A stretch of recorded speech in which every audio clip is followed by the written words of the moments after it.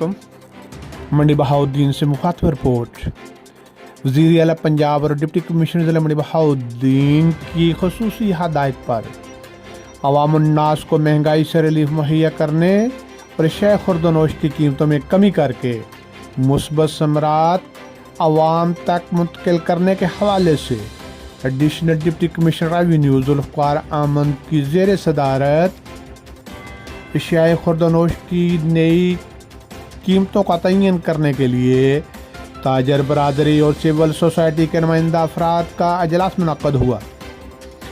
Open wholesale market और दीगर अजलास से राइज कीमतों को मद्देनज़र रखते हुए मुशावरत करके तमाम शय खुर्दनोश की कीमतों का नोटिफिकेशन जारी कर दिया गया, जबकि गोश्त, ब्रायलर, अंडे, सब्जी, फल वगैरह के नर्ख मार्केट कमेटी ज़िला मंडी बहाउद्दीन से जारी होंगे।